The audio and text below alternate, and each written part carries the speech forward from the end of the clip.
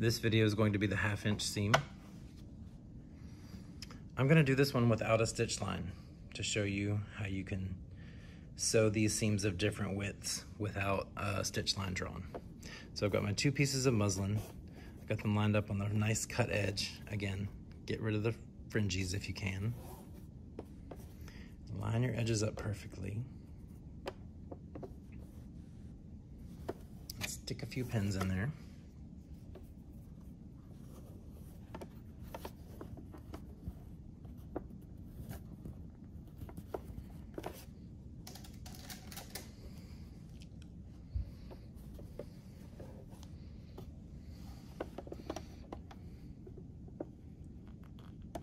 I'm going to use 3 cross pins instead of 1 on the line this time because I don't have a line to follow.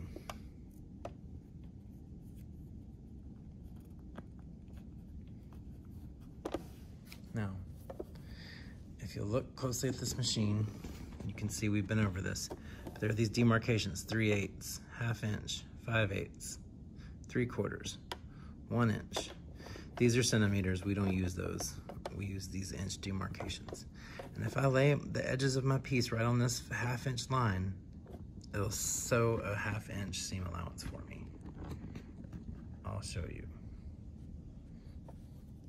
So I've got my piece together. I'm gonna lay it right along this 1/2 inch line. You see that? I'm gonna lower my presser foot.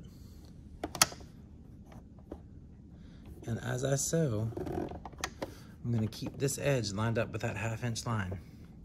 And don't forget to backstitch.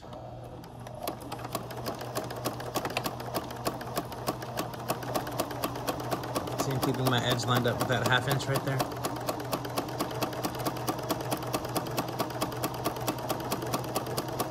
And backstitch.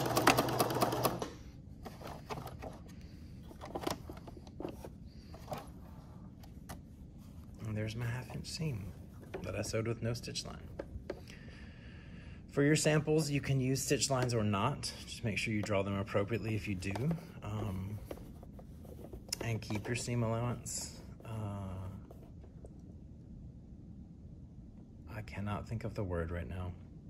Consistent. Keep your seam allowance consistent throughout your sample width. That's the 1/2 inch seam.